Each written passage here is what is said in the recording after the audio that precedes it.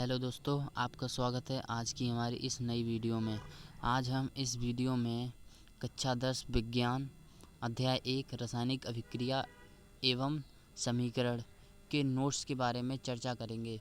यदि आप नोट्स को बड़ी ही बारीकी से और अच्छी तरह से तैयार करना चाहते हैं तो आप हमारी इस वीडियो के माध्यम से नोट्स को आप बड़ी ही आसानी से तैयार कर सकते हैं।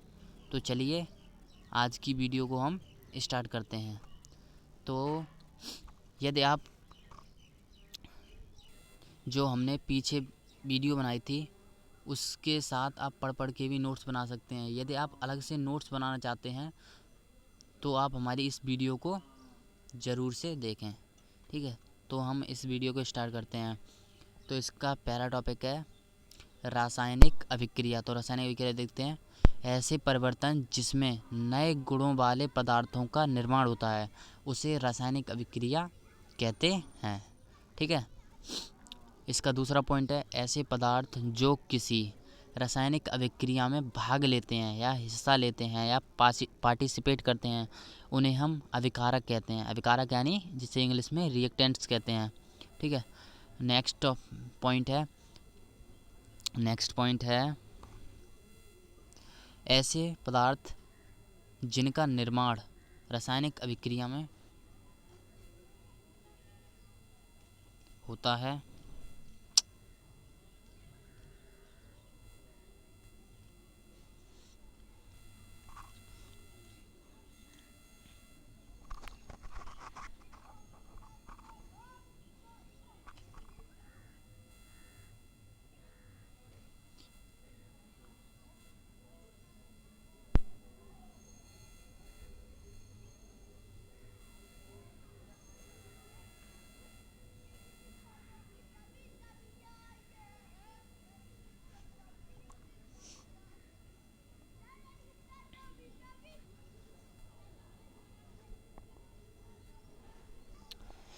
तो इसका नेक्स्ट पॉइंट है ऐसे पदार्थ जिनका निर्माण रासायनिक अभिक्रिया में होता है उन्हें उत्पाद कहते हैं। उत्पाद को इंग्लिश में प्रोडक्ट कहते हैं।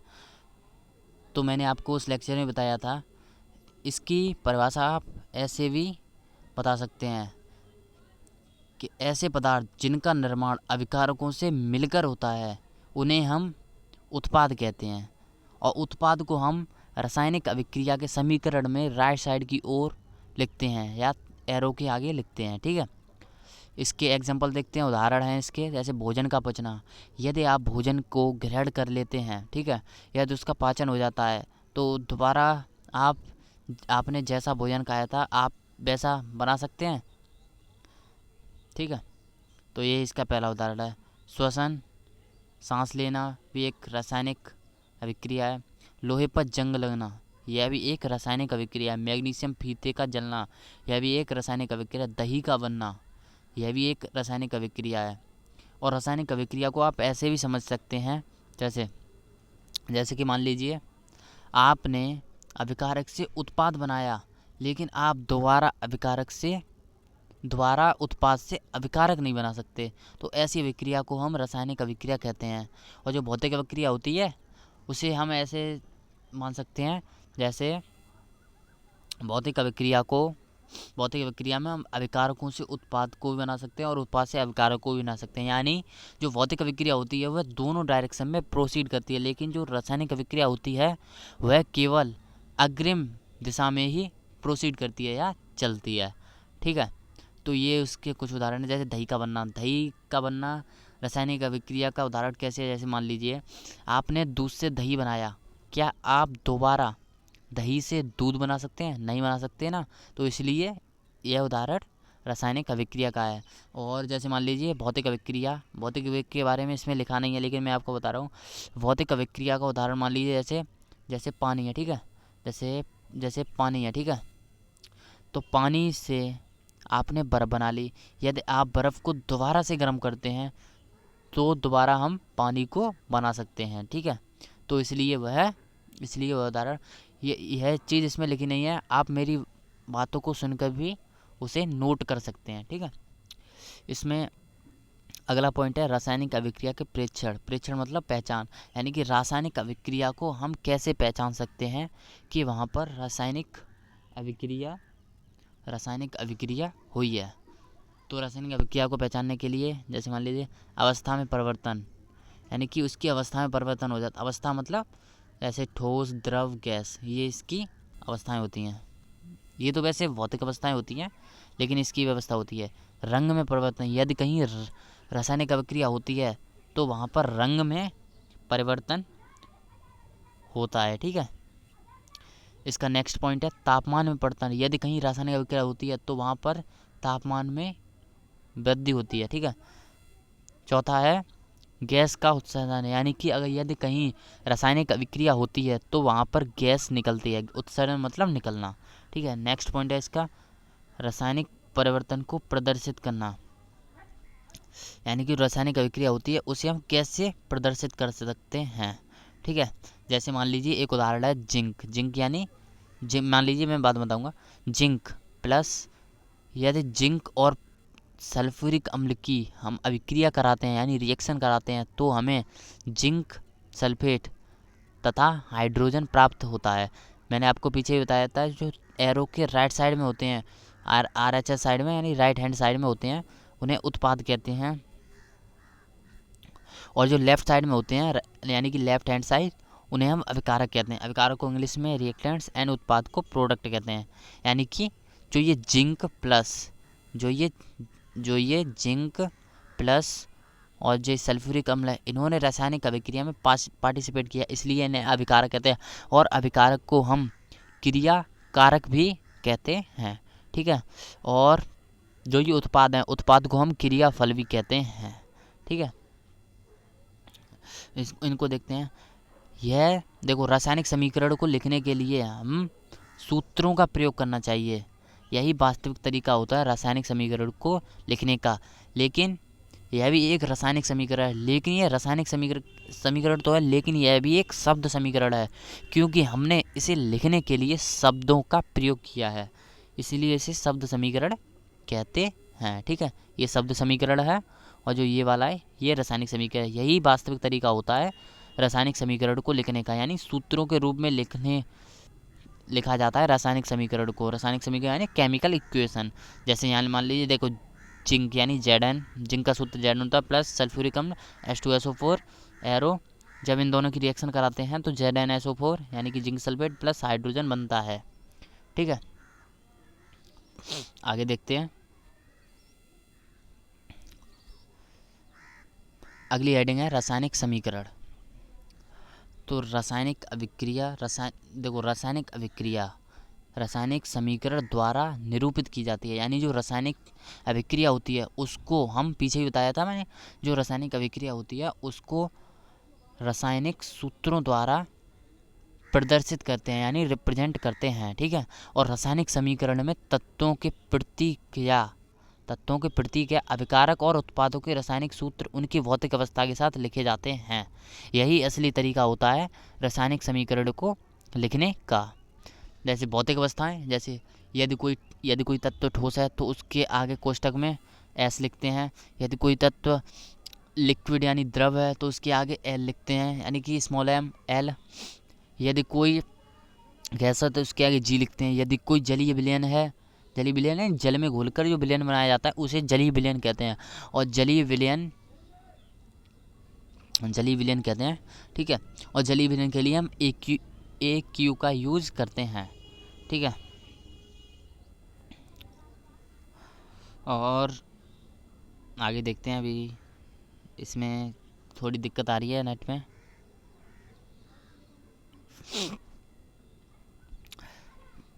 जैसे इसमें देखिए, इसमें लिखा है रासायनिक समीकरण में तत्वों के प्रतीक या अभिकारकों और उत्पादों के रासायनिक सूत्र लिखते हैं, यानी कि जो रासायनिक अभिक्रिया होती है और उनमें जो हम रासायनिक समीकरण लिखते हैं उनमें हम अभिकारकों तथा उत्पादों को लिखने के लिए रासायनिक सूत्र का प्रयोग करते हैं। जैसे आपको मैंने पीछे बताया, जैसे जिंक का Zn, सल्फ्यूरिक अम्ल का H2SO4, हाइड्रोजन गैस का H2, ऐसे भी कई होते हैं, लेकिन मैं आपको सूत्रों के लिए एक पर्टिकुलर वीडियो बना दूंगा। ठीक है। उसके ज़रिए आप सूत्र याद कर सकते हैं। ठीक है। तो हम आगे देखते हैं।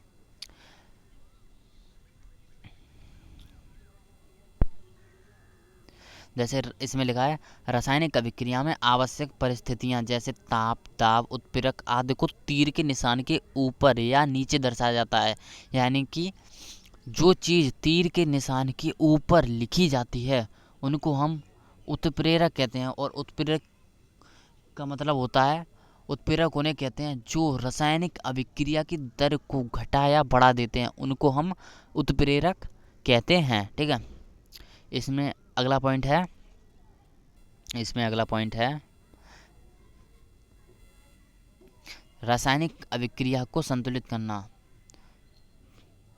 इसमें देखते हैं रासायनिक अभिक्रिया को संतुलित करना। ठीक है।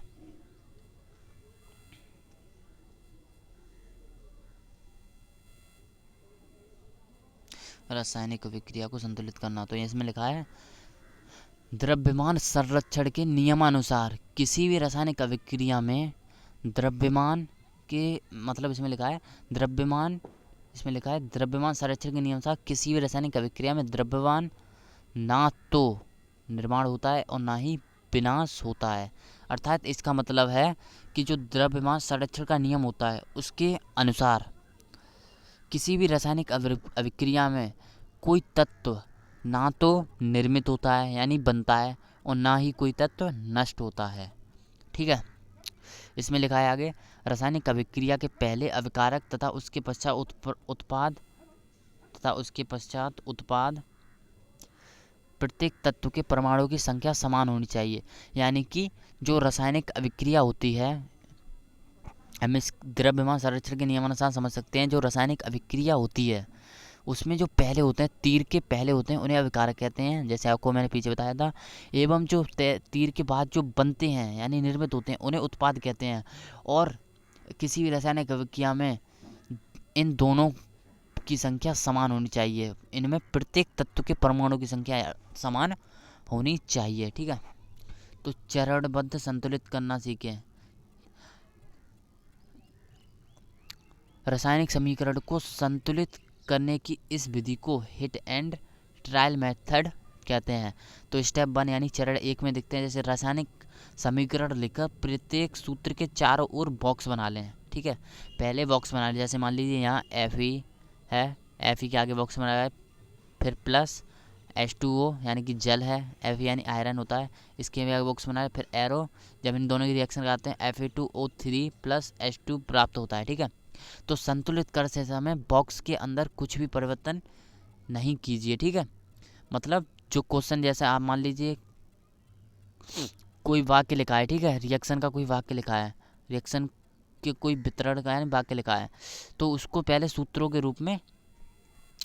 रूप में लिख लीजिए। तो संतुलित करते समय बॉक्स के अंदर कुछ भी परिवर्तन नहीं करना है, यानी कि उनका बॉक्स बना लेना, जो क्वेश्चन दिया है उन्हें बॉक्स के अंदर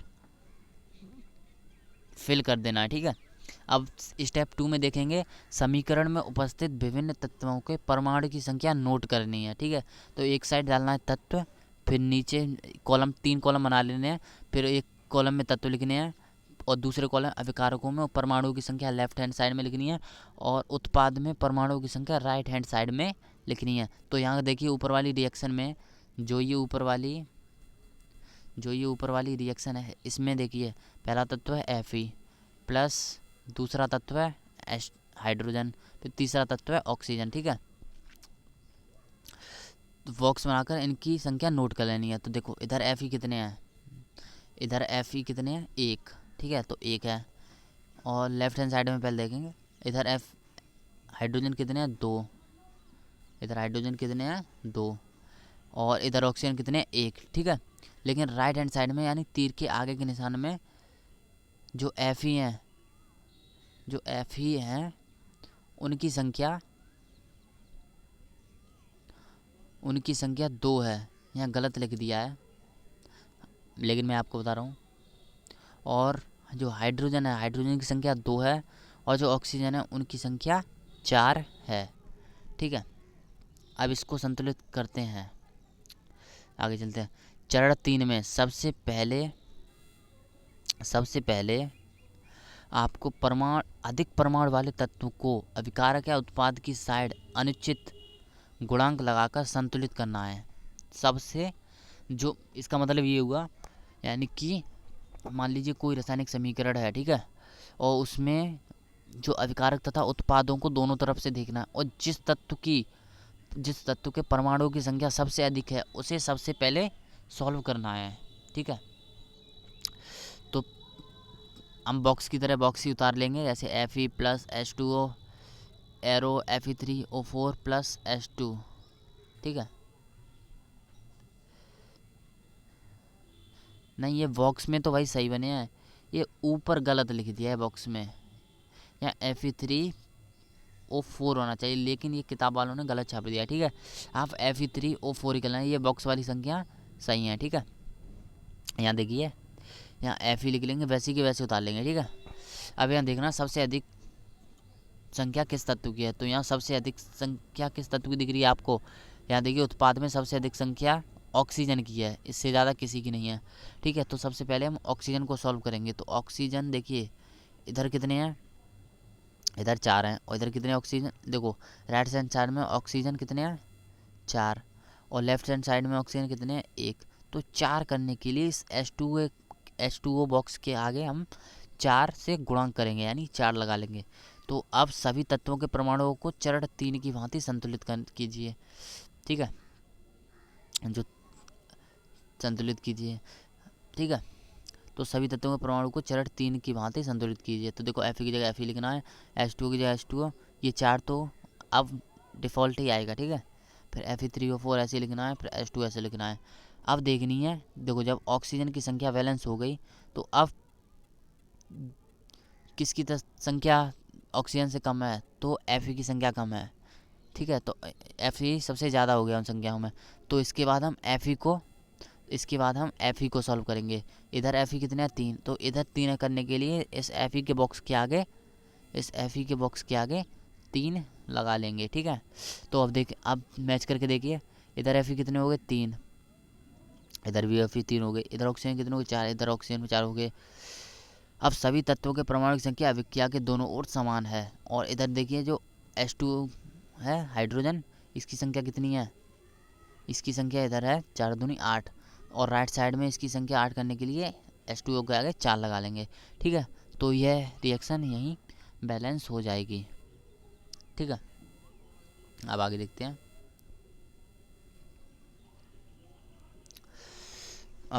हैं।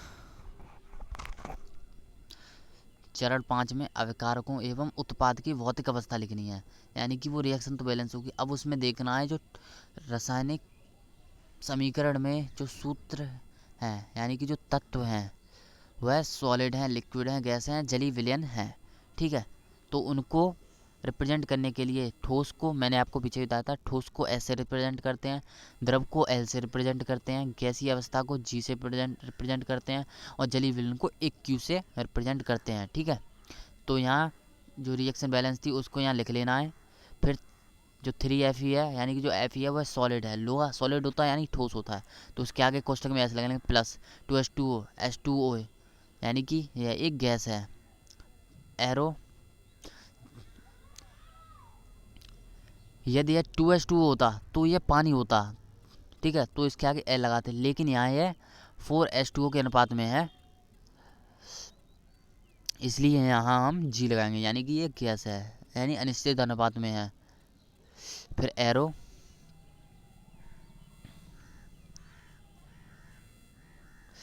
फिर Fe3O4, यह भी एक सॉलिड है, प्लस 4H2 यह एक गैस है, हाइड्रोजन गैस, ठीक है। अब चरण 6 में हम देखेंगे, चरण 6 यानी स्टेप 6 में देखेंगे कुछ आवश्यक परिस्थितियां, जैसे ताप, दाब या उत्प्रेरक आदि को भी तीर के निशान के ऊपर या नीचे लिखते हैं। तो रासायनिक अभिक्रिया के प्रकार देखते हैं, ठीक है। अब ये तो हो गया रासायनिक समीकरण को संतुलित हम कैसे करते हैं। अब रासायनिक अभिक्रिया के प्रकार के बारे में देखते हैं। इसमें मैंने रासायनिक समीकरण को संतुलित करना इसलिए विस्तार से बताया है क्योंकि जो मैंने पिछली वीडियो बनाई थी उसमें बताया नहीं था, ठीक है। अब यहाँ हम देखते हैं रासायनिक अभिक्रिया के प्रकार के बारे में, ठीक है। तो हम देखते हैं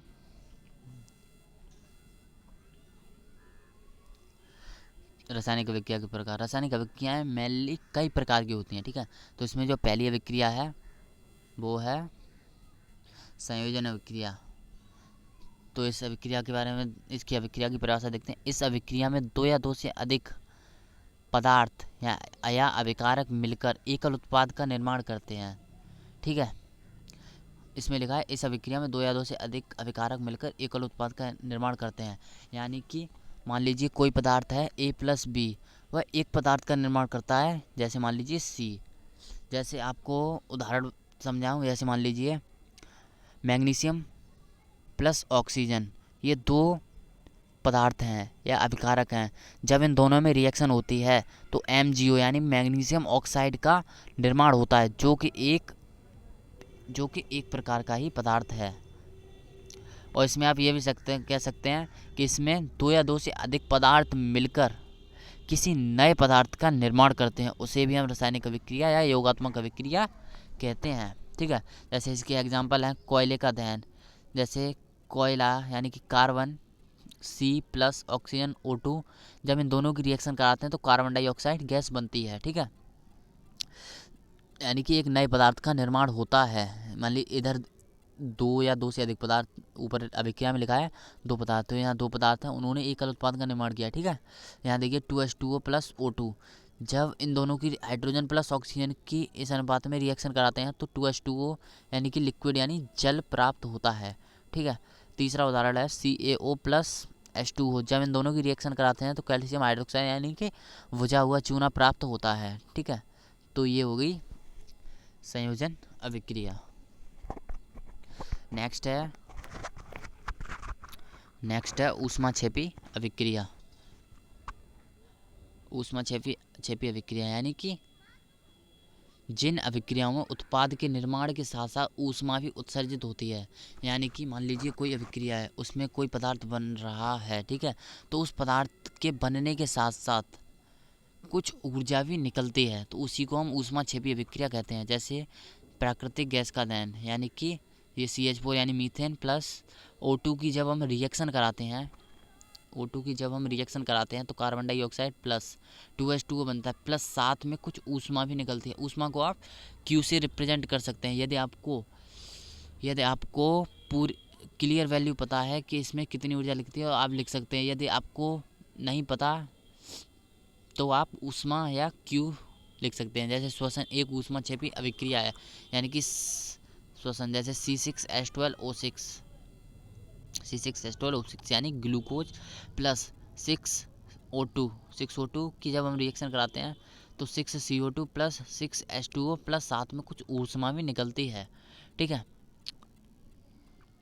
और नेक्स्ट रिएक्शन है वियोजन अभिक्रिया। इन अभिक्रियाओं में एकल अभिकारक टूटकर दो या दो से अधिक उत्पाद बनाते हैं।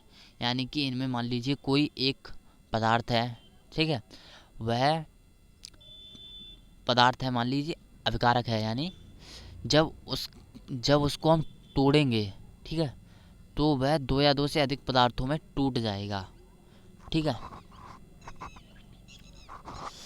जैसे इसमें लिखा है वियोजन अभिक्रिया भी कई प्रकार की होती हैं। जैसे ऊष्मीय वियोजन, जब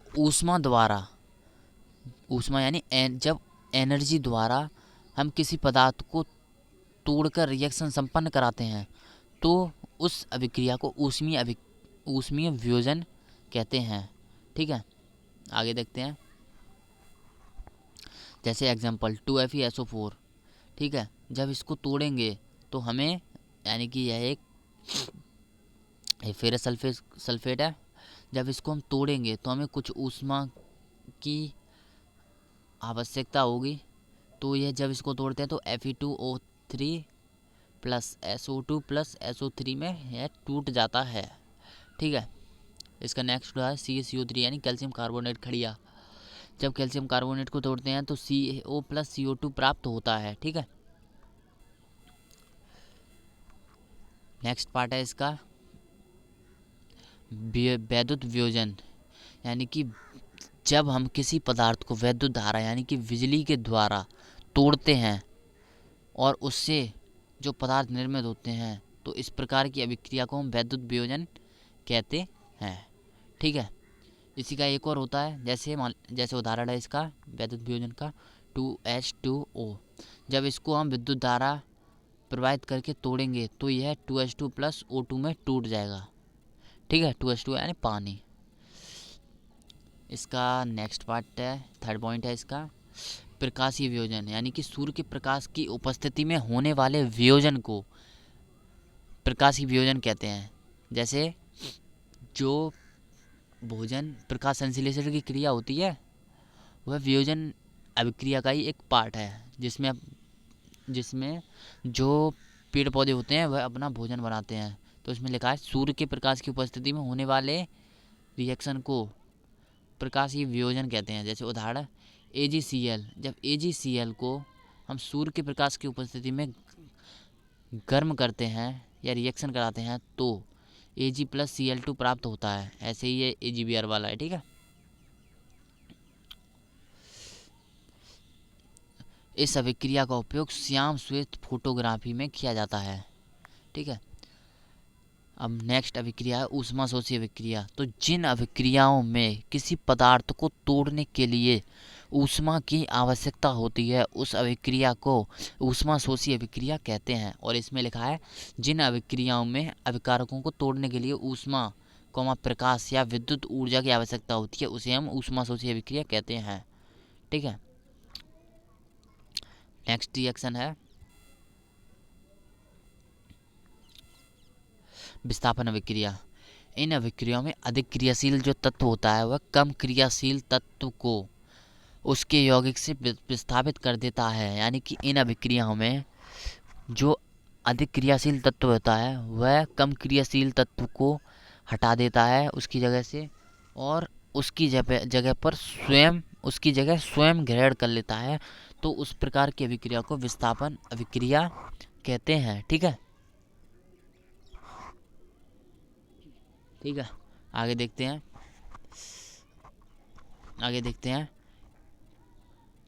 इसका उदाहरण है Fe प्लस CuSO4। ठीक है, इसका उदाहरण है Fe प्लस CuSO4 की जब हम रिएक्शन कराते हैं तो ये जो Fe है यानी कि आयरन है, ये अधिक क्रियाशील तत्व है और कॉपर कम क्रियाशील तत्व है। तो ये Fe कॉपर को उसके स्थान से हटाकर स्वयं उसका स्थान ग्रहण कर लेता है।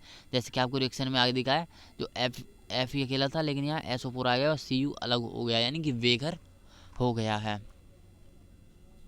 आगे देखते हैं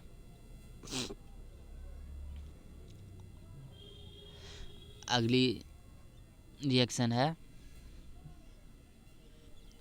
द्विविस्थापन अभिक्रिया। इन अभिक्रिया में उत्पादों का निर्माण दो यौगिकों के बीच के आयनों के बीच होता है। यानी कि इन अभिक्रियाओं में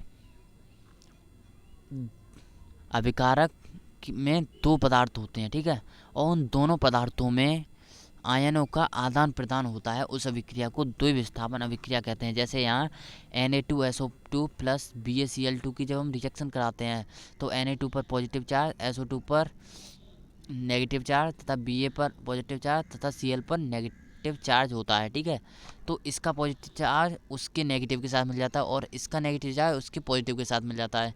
जैसे यहाँ जो Na2 है यह एक पॉजिटिव चार्ज है और इधर Cl2 है यह एक नेगेटिव चार्ज है। जब ये दोनों मिल जाएंगे तो 2NaCl का फॉर्मेशन करते हैं, यानी कि सोडियम क्लोराइड, जिसे हम नमक कहते हैं। ठीक है, और इधर SO2 पर ऋणायन है और इधर Ba पर धनायन है। ठीक है, तो जब ये दोनों मिलते हैं तो BaSO4 का फॉर्मेशन होता है। ठीक है, तो आप समझ गए होंगे आसानी से।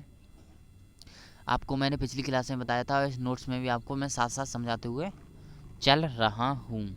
ठीक है, अगली अभिक्रिया है उपचयन एवं अपचयन अभिक्रिया। तो उपचयन में क्या होता है, जब किसी पदार्थ में ऑक्सीजन की वृद्धि होती है, यानी कि उपचयन को हम ऑक्सीकरण या ऑक्सीडेशन भी कहते हैं।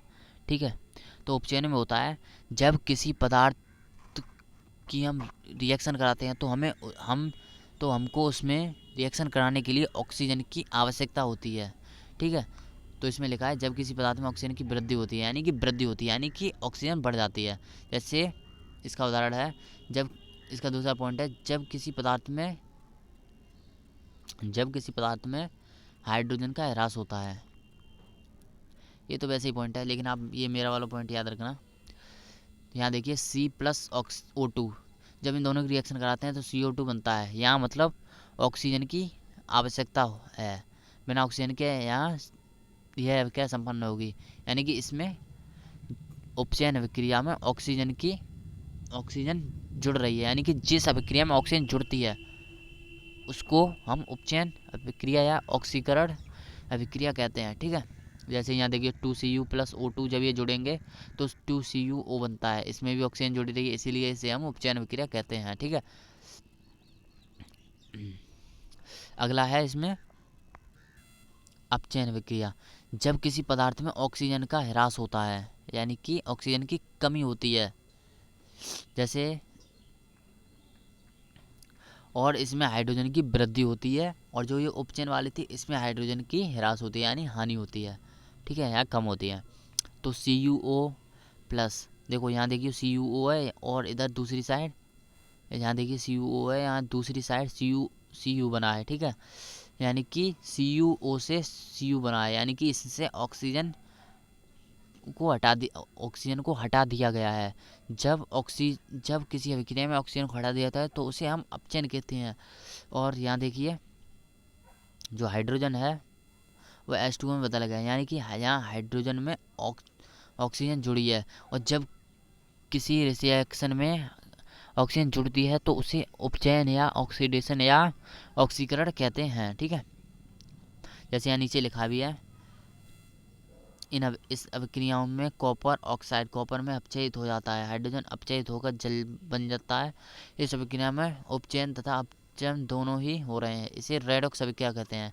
यानी कि आप इसे ऐसे भी समझ सकते हैं, जो रेडॉक्स अभिक्रिया होती है उसमें अपचयन तथा उपचयन दोनों क्रियाएं एक साथ होती हैं, उसे हम अपचयन या उपचयन यानी ऑक्सीकरण या अपचयन अभिक्रिया कहते हैं। ठीक है, इसके आगे देखते हैं।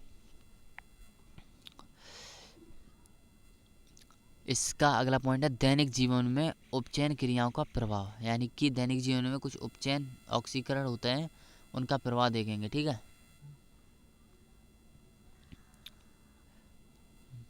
तो इसका पहला है, देखो संक्षारण।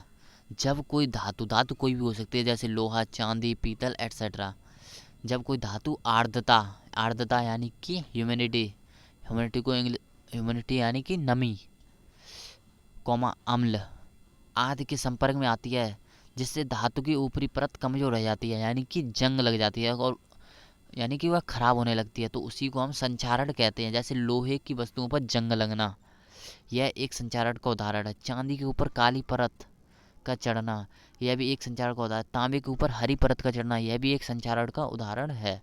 ठीक है, इसका अगला पॉइंट है विकृत गंधता। वसायुक्त और तैलीय खाद्य सामग्री, यानी कि जो वसा या तेल से बनी चीज़ें होती हैं, वायु के संपर्क में आने पर उपचयित होने लगती हैं, यानी कि उनका ऑक्सीकरण होने लगता है, जिससे कुछ समय बाद उनका स्वाद खराब होने लगता है और उनमें से बदबू आने लगती है, तो इसी को हम विकृत गंधता कहते हैं। इसमें लगा है वसायुक्त और तेलीय खाद्य सामग्री वायु के संपर्क में आने पर उपचयित हो जाते हैं, जिससे उनके स्वाद और गंध में परिवर्तन हो जाता है, इसे हम विकृत गंधता कहते हैं। विकृत गंधता को रोकने के कई उपाय हैं, जैसे पहला है प्रतिऑक्सीकारक का उपयोग करके, यानी एंटीऑक्सीडेंट का उपयोग करके। जो मान लीजिए देखो ये पैकेट बंद चीज़ें होती हैं, जैसे चिप्स, कुरकुरे वगैरह वगैरह, इनको लंबे समय तक ऑक्सीडेशन से बचाए रखने के लिए कंपनी वाले उस कुरकुरे या चिप्स या पैकेट बंद चीज़ में से ऑक्सीजन को निकालकर उसकी जगह नाइट्रोजन भर देते हैं, जिसके कारण उसका ऑक्सीडेशन नहीं होता है और वह काफ़ी दिनों तक ऐसे ही डले रहते हैं, चाहे उनकी सेल हुई हो या नहीं, और वह लंबे समय तक खराब नहीं होते। ठीक है, इसलिए हम विकृत गंधता को रोकने के लिए प्रतिऑक्सीकारक का उपयोग करते हैं। वायुरोधी बर्तन में खाद्य सामग्री रखकर, जैसे आपने घर में कोई खाना बनाया है, यदि आप उसको लंबे समय तक चलाना चाहते हैं तो उसको आप किसी वायुरोधी बर्तन में रख दीजिए। वायुरोधी मतलब जिसमें वायु ना जाती हो, ठीक है। तो ऐसे ही बचाया जा सकता है वायु के स्थान पर नाइट्रोजन गैस द्वारा। मैंने आपको पीछे बताया था, जो कंपनी वाले होते हैं वह जो चिप्स पैकेट एक्सेट्रा की चीज़ों से ऑक्सीजन गैस को निकालकर उसकी जगह नाइट्रोजन गैस भर देते हैं, जिसके कारण जो चिप्स कुरकुरे वाली चीज़ें होती हैं वह लंबे समय तक खराब नहीं होती हैं, ठीक है। शीतलन द्वारा यानी कि ठंडक। शीतलन मतलब नमी। जो कोल्ड स्टोर होता है उसमें हम आलू डालने जाते हैं, ठीक है। तो आलू को लंबे समय तक बचाए रखने के लिए हम वहाँ ठंडा मौसम रखते हैं, जिसे हम शीतलन कहते हैं, ठीक है। तो आज की हमारी यह वीडियो समाप्त होती है। तब के लिए इस चैप्टर का अगला पॉइंट हम नेक्स्ट वीडियो में लाएंगे। आप बस मैं जो पढ़ा रहा हूँ बस इस हिसाब से तैयार कर लीजिए। आप एग्ज़ाम के 1 से 1.5 महीने पहले तक मैं आपका पूरा का पूरा कोर्स ख़त्म करा दूँगा, ठीक है।